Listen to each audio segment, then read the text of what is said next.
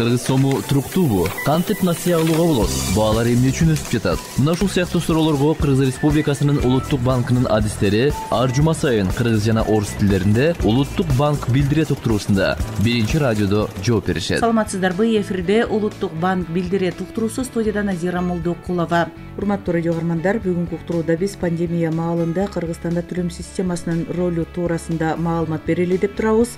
Маектешибиз Улуттук банктын төлөм системалары башкармалыгынын башкы адиси Аделет Сыргатаев.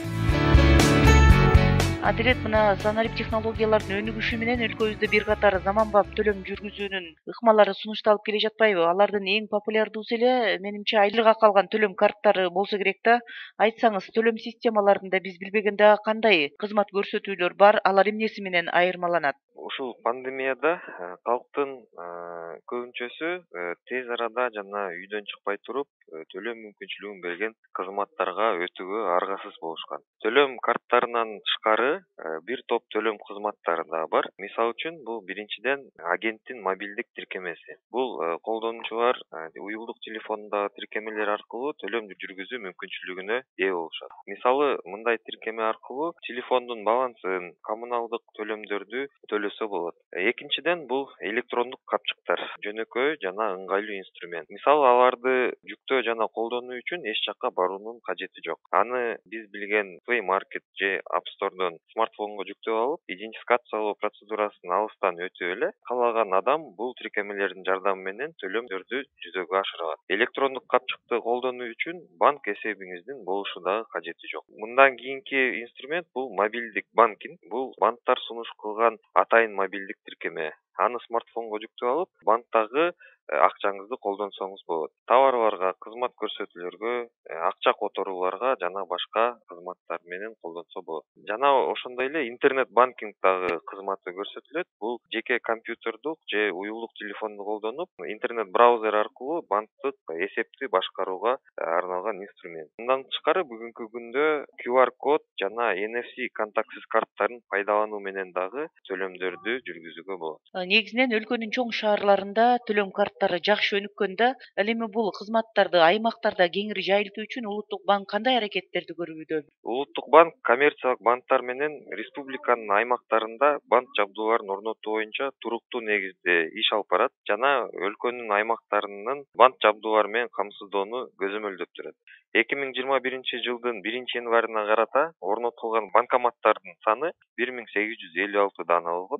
Пост терминалдардын саны 12067 жана 1984 төлөм терминалдары болгон. Банктын төлөм карттарын пайдалануу менен сатуучуларда жана кызматтарда жүргүзүлгөн транзакциялардын саны 2020 жылда 2019 жылга салыштырмалуу 59% өскөн. Ал эми транзакциялардын көлөмү 2,5% көбөйгөн. Аймактарда Кыргыз почтасы мамлекеттик ишканасы жана бир нече коммерциялык банктар тарабынан региондордогу төлөм карттарын акча каражаттарын накталай алуу боюнча пилоттук долбоор ишке ашырылууда. Бүгүнкү күндө 399 пост терминал 1162ден ашуун алыскы айылдарды камтыйт. Алыскы калктуу конуштарда жайгашкан калкка кассалык кызмат көрсөтүүлөрдү кененирээк камтуу үчүн коммерциялык банктар Кыргыз инкассациясы жалгы акционердик коому 3 региондо кассаларга келип, өлкөнүн алыскы аймактарында жашоочулардын банктык кызматтар менен камсыз кылуу боюнча Жалал Абад, Ош, Нарын облустарына пилоттук долбоор ишке ашырылды. Накталай тейлөө пункттары калкка карттардын жардамы менен накталай акча алуу, эмгек акыларды алуу, пенсияларды, жөлөк пулдарды алуу, коммуналдык кызматтар үчүн төлөмдөрдү, салык төлөө сыяктуу банк кызматтарын сунушташты. Ошондой эле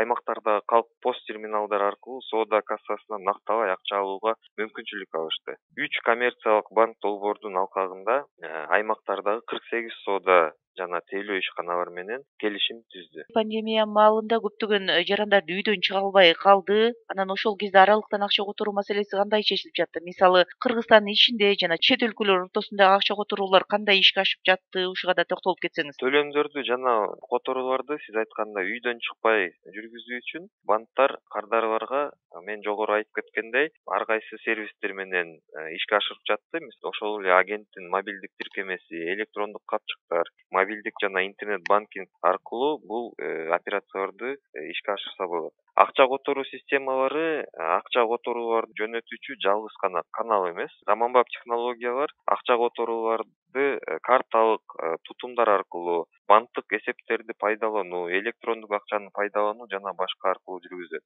Бүгүнкү күндө Улуттук банк Россия Федерациясынын борбордук банкы менен биргеликте учурда төлөм системаларын интеграциялоо үчүн кошумча каналдардын жана продуктылардын үстүнөн иштеп жатат. Өткөн жылдан баштап Элкарт жана Россия Федерациясынын МИР улуттук карт системаларын интеграция боюнча долбоор ишке ашырылып, анын алкагында Элкарт жана МИР картасынын ортосунда акча которуулар башталды. Ошондой эле Кыргыз Республикасынын 4 коммерциялык банкы Россиянын Сбербанк банкы менен биргеликте Сбербанк онлайн мобилдик тиркемеси аркылуу карт ээлеринин карттарына Сбербанктын кардарларынын картасынан телефон номери аркылуу акча которуу боюнча долбоор ишке ашты. Бул долбоордун алкагында бир күндө акча которуунун суммасы 50 000 рубльга чейин которсо болот. Ал эми комиссиясынын суммасы 1% түзөт. Мына Улуттук банк тарабынан криптовалютаны мыйзамдаштыруу боюнча сунуш коомдук талкууга коюлуп жатты эле. Азыр ушунун зарылдыгы тууралуу айтып берсеңиз.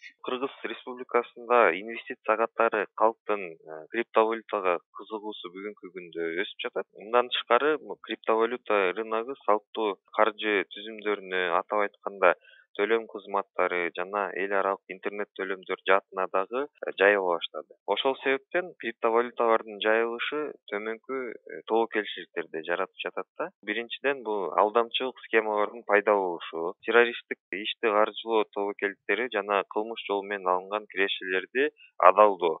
Ошондой эле капиталдын агып кетиши. Экинчиден бул жерде керектүүчүлөрдүн укугун коргоо маселеси дагы жаралып жатат да. Мыйзам долбоорунун бул негизги максаты биздин жарандардын укуктарын коргоо болуп эсептелет. Анткени криптовалюталарды сатып алууда жана сатууда биздин жарандардын укуктары бузулган учурлар көп кездешет. Алардын кадимки акчаны берип туруп, бирок криптовалютаны алганда толук ала албай же такыр ала албай калган учурлар да кездешет. Жана ошондой эле ар кандай алдамчылык, кылмыш иш-аракеттер да болушу мүмкүн. Ушул мыйзам долбоору ушул тобокелчиликтерди азайтууга жана калкты коргоого багытталган. Адилет, мына накталай акчанын үлүшүн азайтуу аракети кандай натыйжа берип жатат? Мисалы биз Москвага барып кала турган болсок, ал жерде соода саттыктын мындай 90% нак эмес формада жүрүп жатканын көрүүгө болот да. Бизде да ошондой болушу мүмкүнбү? Ооба, 2003-жылдан баштап ушул күнгө чейин Улуттук банк мамлекеттик органдар менен биргеликте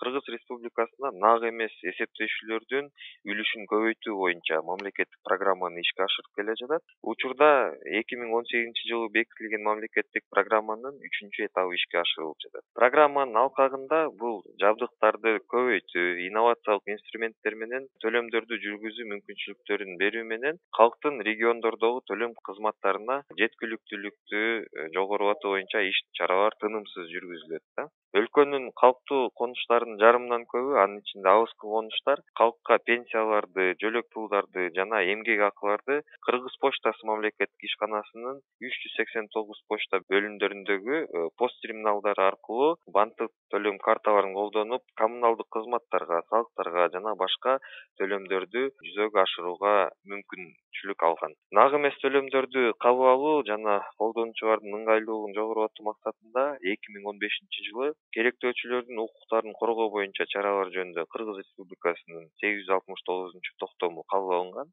Ал токтом менен ишканаларда соода түйүндөрдө товарларды жана кызмат көрсөтүүлөр үчүн накталай эмес түрүндө төлөмдөрдү кабыл үчүн атайын шаймандарды милдеттүү түрдө орнотуу жөнүндө норма бекитилген. Ошондой эле Кыргыз Республикасынын салык кодексинин 319-беренесине алайык. Сатуудан алынуучу салык, мындайча айтканда НСП, эгер накталай акча менен төлөнсө 1% салык болот. Ал эми накталай эмес акча менен төлөсө, анда бул салык 0% болуп эсептелет. Салыктан бошотулат да, мындайча айтканда. Бүгүнкү күндө мына ушундай иш-чаралар ашырылып жатат.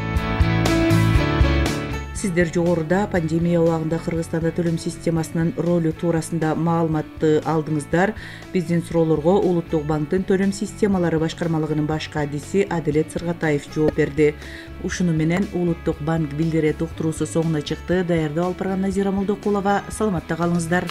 Кыргыз сому туруктуубу? Кантип насыя алууга болот? Баалар эмне үчүн өсүп жатат? Мына ушул сыяктуу суроолорго Кыргыз Республикасынын Улуттук банкынын адистери ар жума сайын кыргыз жана орус тилдеринде Улуттук банк билдире токтуруусунда биринчи радиодо жооп беришет.